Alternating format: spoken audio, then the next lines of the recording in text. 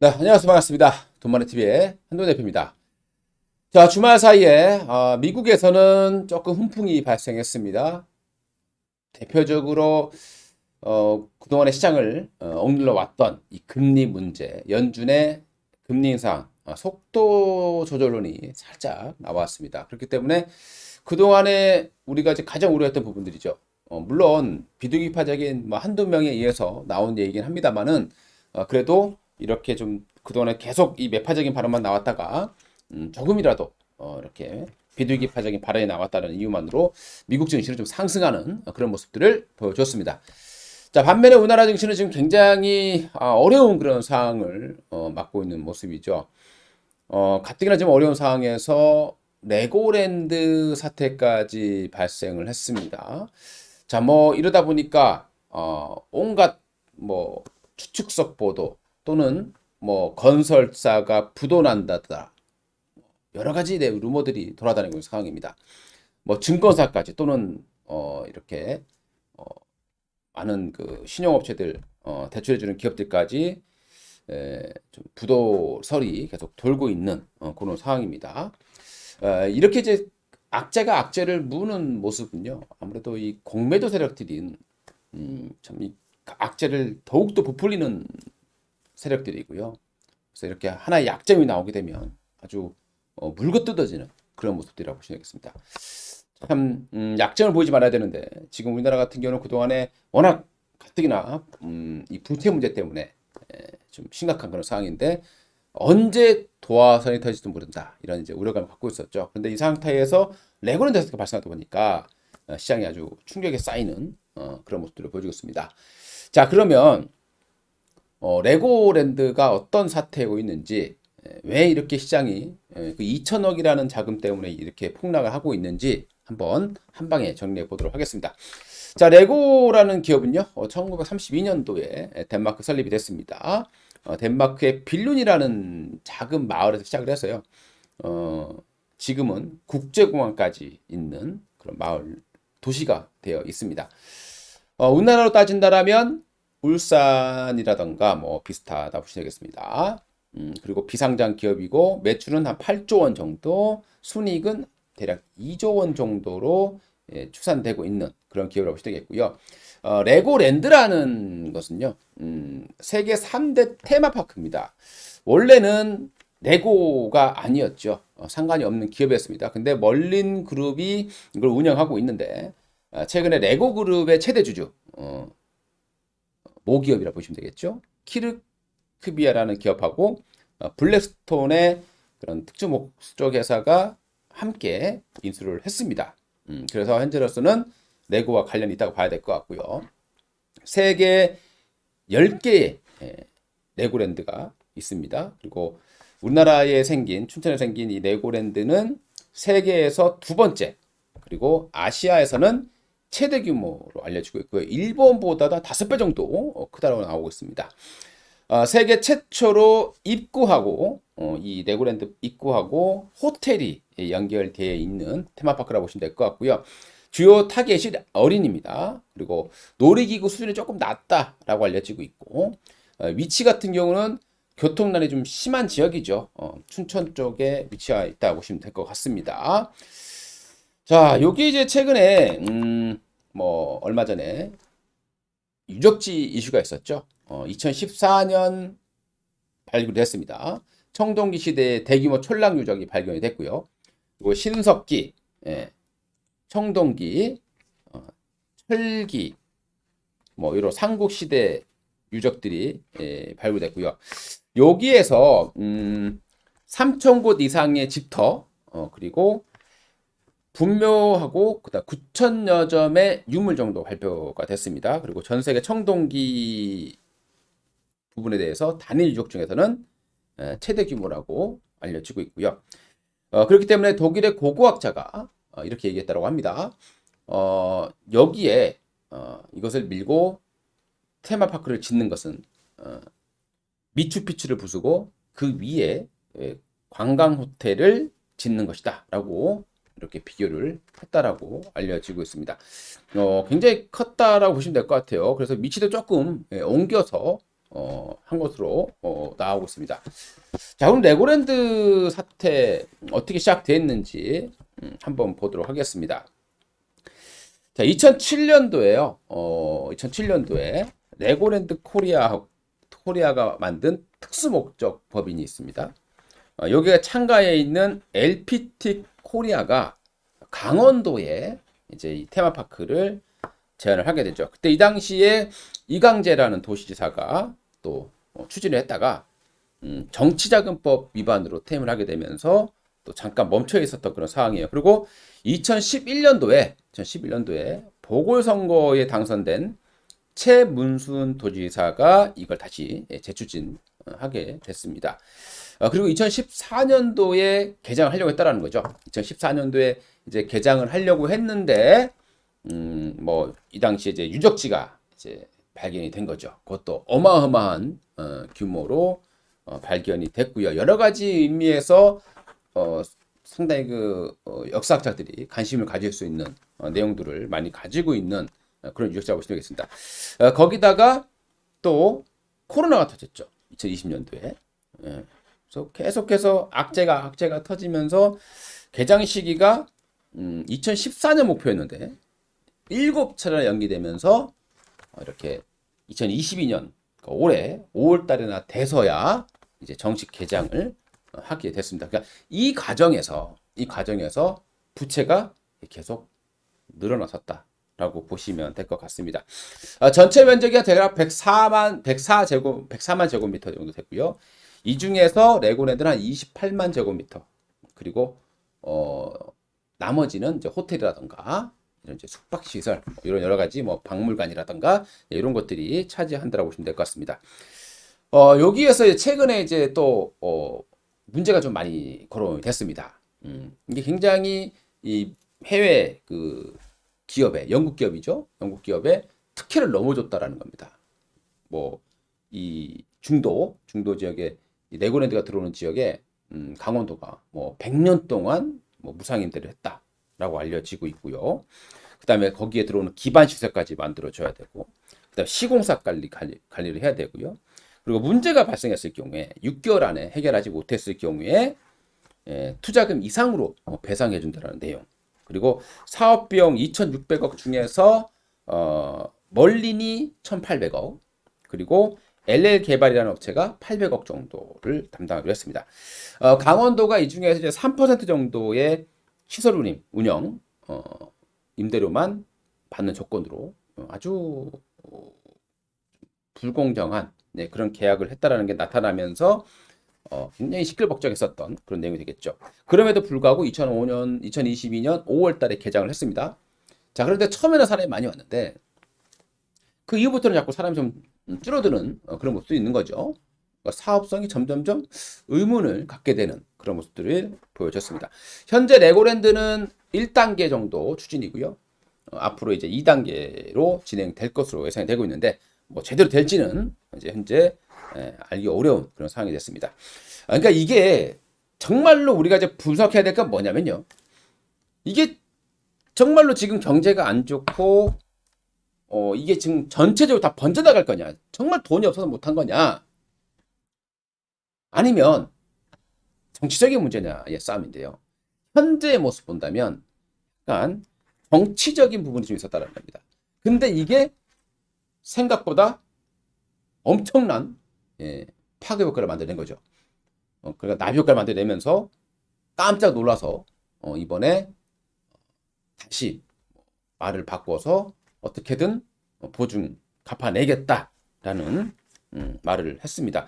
그러니까 이전에 해왔던 거니까 내가 와서 굳이 이렇게 잡음 많은 거를, 그리고 이 불공정하게 가까운 이 계약을 이거 해야 되겠느냐. 그래서 멀린에 약간 초강수를 뒀다라고 보시면 되겠어요.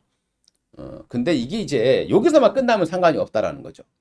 근데 이게 약간 판도라의 상자를 연 것처럼 전체적으로 지금 번져나오고 있는 그런 상황이라고 보시면 될 것 같습니다. 자, 그럼 여기에서 우리가 알아야 될 용어들이 있어요. 자산 유동화 증권, 우리가 이제 ABS라고 합니다. 자, 이게 뭐냐면요, 우리가 이제 특정 자산이 있어요. 특정 자산이라고 하면 뭐 부동산도 있을 거고, 뭐 또는 어떤 그 영업권도 있을 거고, 그죠? 미래에 들어올 수 있는 어떤 수익이 있을 겁니다. 근데 이 수익을 지금 당장 현금화하기 어려운 부분들이 있겠죠. 그런 것들을 기업이 직접 이걸 발행하기 어려우니까 투자은행이 여러 개 기업들의 어떤 그런 것들을 묶어서 이렇게 채권을, 증권을 통해서 발행을 하는 겁니다. 증권이라는 건 뭡니까? 나중에 이 증권이 있으면 돌려주겠다. 뭐 이런 내용 아니겠습니까? 그러니까 기업들이 재산은 많은데 현금이 없는 경우가 있다라는 거죠. 그래서 이걸 가지고 이렇게 묶어서 증권 유동화시킨다라고 보시면 될 것 같습니다. 이게 바로 ABS가 되겠죠. 이게 이제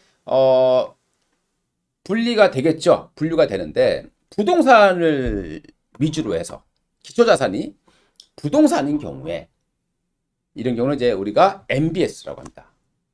미국의 서브프라임 사태가 터진 게 바로 이 MBS가 모기지 사태가 문제가 된 거죠. 쉽게 풀어서 보면 뭐 건물 하나가 1,000억이에요. 근데 1,000억 어떻습니까? 팔기 어렵잖아요. 이걸 어떻게 당장 현금화하겠습니까? 그렇죠? 비용도 많이 들고. 그러니까 이 1,000억이라는 어떤 건물이 있을 때 이 건물이 1년에 대략 12% 정도의 임대 수익을 창출한다라고 봤을 때요. 그러면 1억을 투자를 했을 때 100만 원을 준다라는 겁니다. 그거를 1,000억이니까 1,000명에게 증권을 통해서 판매를 하는, 이게 바로 쉽게 얘기해서 이제 ABS다. 이렇게 보시면 될 것 같습니다. 그다음에 여기 이제 채권을 기본으로 발생하는 것은 뭐 CDO 이렇게 보시면 되겠고요. 그다음에 이제 건설사, 지금 문제가 되고 있는 바로 이 건설사가 이 기초자산이 PF가 되는 거죠. 그러니까 프로젝트 파이낸싱이라고 얘기했습니다. 그러니까 프로젝트 파이낸싱이라고 하는 것은 부동산 거대한 어떤 우리가 건물을 지을 때 계획서가 있을 거예요. 프로젝트 계획서가 있을 겁니다. 이 계획서를 만들어서 거기에 대한 하고 미래성이 있다고 봤을 때 그 사업성을 보고 은행이 대출을 해주는 부분. 이게 이제 프로젝트 파이낸싱이라고 보시면 되겠죠. 그러니까 이걸 가지고 이걸 담보로 해서 어음을 발행하는 것. 이게 바로 ABCP라고 보시겠습니다. ABCP라고 하는 것은 자산 유동화 기업 어음의 약자가 되겠죠. 그러니까 이거는 자산 유동화 회사가요. 자산 유동화 회사가 매출 채권 또는 부동산 또는 회사채 등의 자산을 담보로 해서 발행하는 기업 어음 형태라는 거죠. 그렇기 때문에 통상 3개월 만기에 단기 유동화 증권이 많이 있다라고 보시면 될 것 같습니다. 그리고 이제 이런 경우는 이제 ABCP 같은 경우는 이제 만기가 돌아오는 기존의 ABS 채권을 상환할 때 좀 많이 발행한다라고 이해를 해주시면 될 것 같습니다. 그러니까 이거는 그냥 기업이 발행한 ABS를 직접 하는 것이 아니라 쉽게 얘기해서 약간 기업 어음 형태라고 중요한 차이점을 이해를 해주시면 될 것 같습니다. 뭐 지금 이 과정을 보면 이렇게 나오죠. 그래서 과정 부분 그림에 보시면 이제 과정이 쭉 나올 거예요. 지금 증권하고 건설사들이 보증한 ABCP 발행 잔액이 대략 한 46조 원 정도라고 나오고 있고요. 건설사가 대략 한 15조 정도로 나타나고 있습니다. 그러니까 최근에 이제 바로 이 ABCP, 이 ABCP를 이렇게 구매했던 사람들에게 채무를 상환하지 못해서 발생했던 사건이다라고 보시면 될 것 같습니다. 지금 현재 나타나고 있는 그 캐피타사의 지금 현재 익스포저가 대략 24조 정도로 나오고 있습니다. 그리고 브릿지 론이라는 게 있어요. 이 브릿지 론이라는 것도 문제가 되고 있는데요. PF로 연결이 되어야 대출금 회수가 가능하다라고 보시면 되겠고요. 만약에 시공사가 디폴트를 선언하게 되면 PF 전환이 불가능하게 되고 PF 전환 지연이 급증하게 되는 그런 사태가 발생할 수 있다는 거죠. 이런 것들이 이제 우려감이 있는 거죠. 제2금융권의 PF 대출 잔액이 대략 110조 정도로 추산이 되고 있는 그런 상황입니다. 자, 지금 우리가 이제 봐야 될 부분들은 이 부실현황이 어떻게 만들어졌냐라는 거예요. 한번 쭉 읽어보도록 하겠습니다. 지금 현재 증권사 10곳 하고요. 자산운용사 한 곳이 ABCP를 보유하고 있습니다. 상장회사 중에서는 뭐 대신증권이라든가 IBK 뭐 있고요. 그다음에 NH 한국투자증권, 미래에셋, 그다음에 삼성증권 뭐 이 대략 금액은 2,050억 정도의 금액입니다. 그렇게 큰 금액은 아니죠. 이 대기업들이 하는 거에서 보면요. 근데 이것도조차도 법인 투자 계정으로 돼 있다는 거예요. 그러니까 이것만 본다면 우리가 왜 이것 가지고 이렇게 무서워 떨어야 되는지 이해가 가지 않겠지만 이유는 간단합니다. 그러니까 왜 이 사건이 발생했느냐? 이 중도개발공사라는 게 있습니다. 이 중도개발공사 이게 바로 2020년에 특수목적 회사라고 할 수 있는 아이원 제일차를 설립을 해요. 그러니까 페이퍼 컴퍼니 같은 겁니다. 여기에 이제 2,050억 규모의 ABCP를 이제 이 아이원 제일차라는 것을 통해서 발행을 한 거죠. 근데 그때 당시 보게 되면 뭐 춘천이 거리도 멀고 또 너무 아이들만 타겟을 하고 있다라는 부분들, 그러니까 사업성이 이게 제대로 될까라는 의문도 분명히 가질 겁니다. 자, 그러다 보니까 어떻게 하겠습니까? 강원도가 내가 보증해 줄게, 나라에서 보증해 줄게라는 겁니다. 그렇게 해서 BNK 투자증권을 통해서 이렇게 다른 증권사들이 이렇게 사갔다. 자, 이렇게 보시면 될 것 같습니다. 중요한 것은 강원도에서 보증했다라는 거죠. 그러니까 이거는 국공채에 가까운 굉장히 안전하다는 거죠. 그래서 가장 안전한 등급의 A1 등급을 받았는데요. 최근에는 이게 D등급까지 떨어졌다라고 보시면 될 것 같습니다. 그리고 강원도는 이 중도개발공사의 지분 44% 정도를 보유하고 있습니다. 그리고 여기 멀린이 여기도 22% 정도의 지분을 보유하고 있다라고 보시면 될 것 같습니다. 자, 이걸 지금 우리가 봤을 때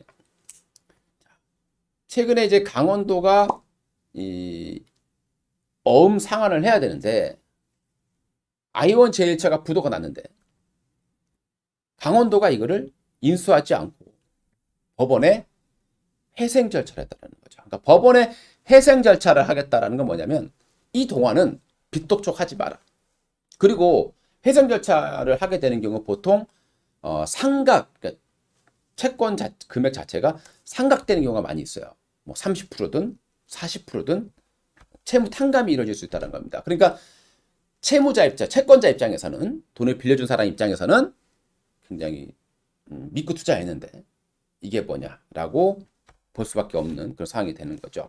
그리고 법원이 만약에 금융권에 손을 들어줄 경우에는 연체이자는 강원도가 부담을 해야 되는 그런 상황이 되는 거고요.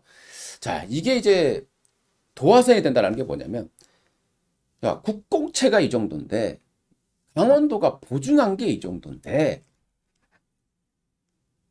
기업이라던가 그러면 같은 이제 부동산이 안 좋은데요. 뭐 미분양도 많이 나오고 있고 금리는 올라가고 있고 그러면 건설사들이 가지고 있는 이 PF는 어쩔 거냐는 겁니다.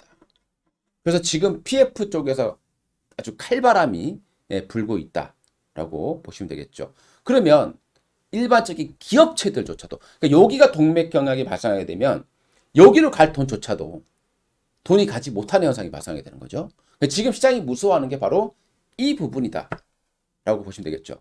그러니까 정치적인 문제 때문에 어떻게 나왔던 부분들이 지금 전체적인 경제의 핵폭탄 같은 그런 모습들을 만들고 있는 상황으로 보시면 되겠습니다.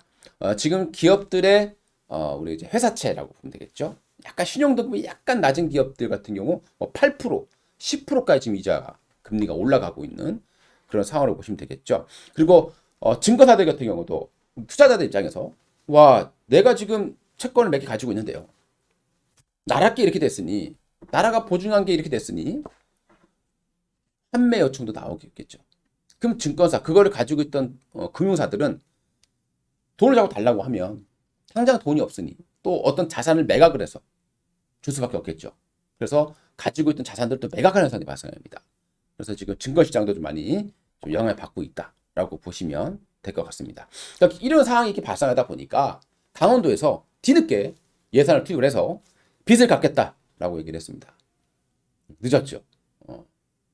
이미 손실 본 사람들은 엄청나게 많이 생기고 있습니다. 특히 뭐 나중에 올라갈지 모르겠지만 이 ju식 쪽에 계신 분들은 이 손실이 지금 막대한 그런 상황이 되는 거죠. 그러니까 나라에서도 지금 금융위에죠. 1조 6천억 정도의 채권 매입을 재개하겠다라고 했고요. 그리고 뭐 이렇게 지금 대책 만들기에 지금 나서고 있는 그런 상황이다라고 보시면 될 것 같습니다. 자, 지금 현재 그 내용을 보시게 되면요. 지금 레고랜드의 그 지분 이렇게 돼 있어요. 그러니까 KIS라는 이 업체가 뭡니다. 요게 이제 강원도 중도개발공사가 돈을 빌린 거고요. 그리고 여기에 유동화회사, 그러니까 아이온 제일차를 만들게 됐고 여기에 이걸 발행한 것을 유도가지고 투자자가 투자를 하게 됐고요. 그리고 지급 기관이 강원도였다라는 겁니다. 여기서 이제 돈을 지금 지불하지 않았기 때문에 어찌 되었건 나중에 급한 불 끈다고 하더라도 이 아이온 제일차는 부도난 것처럼 디폴트를 선언한 것처럼 시장은 판단하고 있다라고 보시면 될 것 같습니다. 지금 지자체에서 보증한 유동화 증권을 보시게 되면요. 경산시가 가장 많은 걸로 나오고 있고요. 완주. 지금 현재 춘천은 그렇게 많지도 않았습니다. 그런데 이렇게 흔들렸으니 여기서 잘못되니까 이쪽에서 있던 것들조차도 지금 불안감이 싹트고 있는 그런 과정이다라고 이해를 해주시면 될 것 같습니다. 최근에 이제 기업어금들 보세요. CP 금리가 지금 이제 좀 치솟고 있는 그런 모습들을 보여주고 있고요. 여기 보시게 되면 이제 우리가 또 봐야 될 부분들이 신용 스프레드라는 게 있어요. 이 신용 스프레드가 지금 현재 금융위기 이후에 가장 크게 벌어져 있는 상황입니다. 이 신용 스프레드라고 하는 것은 안전한 채권과 그보다 신용 등급이 낮은 채권들의 그 차이예요. 금리 차이. 이게 올라갈수록 아무래도 조금 신용도가 낮은 기업들은 금리를 더 많이 주고 차입금을 만들어갈 수밖에 없는 그런 상황이 되겠죠. 그러면 기업체들 입장에서는 비용증이 급증하는 그런 사태가 만들어진다라고 되겠습니다. 그래서 이 신용 스프레드가 증가할수록 좀 미기의 인식이 커진다라고 보시면 되겠고요. 자, 그 다음에 이제 우리나라의 CDS 금리입니다. 우리나라 이제 국가부도 스와핑 이자 금리라고 보시면 되겠는데요. 뭐 금리라기보다는 비용이라고 보시면 되겠죠. 보험료다 이렇게 보시면 되는데요. 요게 한 대략 지금 60이에요.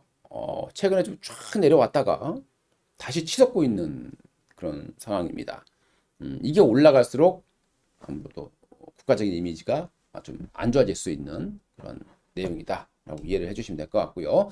최근에 레고랜드 사태 이후에 가파르게 치솟아 올라가고 있는 그런 모습들을 볼 수 있을 것 같습니다. 자, 지금 상황이 이러다 보니까요. 증권 시장이 폭락을 했어요.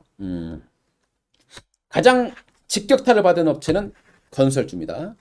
PF, 프로젝트 파이낸싱에 대한 부실 확대 우려가 있을 거고요. 그다음 증권주들, 최근에 증권주들이 그러다 보니까 뭐 좀 돈이 돌지 못하고 있는 상황이죠. 레고랜드 이외의 투자 자산이 좀 잘못될 수도 있다라는 우려감들, 그런 것들까지 확대되면서 증권주가 최근에 폭락하고 있는 그런 모습을 보여주고 있고요. 그 다음에 리츠 회사가 역시 폭락하고 있습니다. 와, 리츠 회사는 배당이 높은 거기 때문에 웬만해서 급락을 안 하거든요. 지금 거의 반토막이 나 있습니다. 이 안전하다 관련된 이 리츠가 반토막이 나 있어요, 거의. 그러니까 PF 부실 확대가 지금 굉장히 지금 이 주가를 억누르고 있는 거죠. 그럼 이게 앞으로 해결될 수 있을 것이냐를 봐야 되는데, 와, 지금 앞으로 금리가 계속 올라가는 모습이다 보니까요. 이 부동산 프로젝트 파이낸싱이라든가 이 부동산에 대한 프로젝트에 대한 그 기대감, 이게 크게 줄어들고 있는 그런 상황이 되겠습니다. 자, 그러다 보면 항공주까지 폭락을 했어요. 진에어가 폭락을 했습니다. 왜 폭락했을까요? 지금 현재 코로나로 인해서 가장 많은 빚을 지고 있는 게 항공주 쪽이에요. 근데 이 사태가 터지다 보니까 갓디러진 부채가 많은데 새롭게 부채가 많은 상황에서 이걸 연장하려 그러면 새로운 자금을 다시 또 빌려서 갚아줘야 되겠죠. 돌려막기를 해야 된단 말이죠. 근데 새로 들어오는 빌려오는 이 차입금 비용이 급증했다라는 겁니다. 그래서 여기에 가장 또 타격을 받고 있는 것으로 이해를 하시면 될 것 같고요. 자, 이런 상황에서는 우리가 정말 부채 비율이 낮고 좀 재무 구조가 안전한 이런 종목들 위주로 그래도 매매를 하시는 게 바람직하지 않겠느냐라고 생각을 하고요. 공매도 정말 이 약점을 분명히 파고 들어올 겁니다. 악재를 더욱더 악재처럼 가공할 거고요. 이런 시기에 공매도 금지하지 않는다라면 이 정말 주식하시는 분들도 또 상당히 좀 어려워질 수도 있는 그런 상황이다 보시면 될 것 같습니다. 요게 이제 금호건설이에요. 건설 가뜩이나 안 좋습니다. 가뜩이나 안 좋은데 이렇게 또 직격탄을 맞으면서 대폭락 사태가 발생을 하고 있고요. 요 리츠 회사예요. 리츠는 이제 부동산의 펀드 같은 걸 보시면 되겠습니다. 엄청난 하락이죠. 거의 반토막에 가까운 그런 하락이 진행이 되고 있는 그런 상황입니다. 참 이래저래 어려운 상황이에요. 근데 우리가 하나 이제 기대를 해볼 만한 건 뭐냐? 이게 정말 강원도가 돈이 없어서 이런 사태가 발생했다라고 하면 이거는 정말 어마어마한 위기가 됩니다. 근데 지금 앞에서 말씀드렸듯이 이거는 강원도가 돈을 지금 당장 없어서라기보다는 이전에 했던 것들 자체가 너무 안 좋아서 정권이 바뀌고 이 도지사가 바뀐 거죠. 그래서 이렇게 했던 부분들이다. 그럼 이 부분은 좀 시간이 지나고 나면 좀 어느 정도 해결될 수 있는 부분이 아닌가. 물론 앞으로 금리도 올라가고 돈 맥경화는 더 심해질 수밖에 없습니다. 하지만 그래도 이것 때문에 도화선에 대해서 연쇄 부도가 나네 어쩌네 이런 것은 우리가 당장 우려할 부분은 아니지 않느냐. 이렇게 한번 생각을 해보도록 하겠습니다. 이상 돈마네TV의 한동훈 대표였습니다. 감사합니다.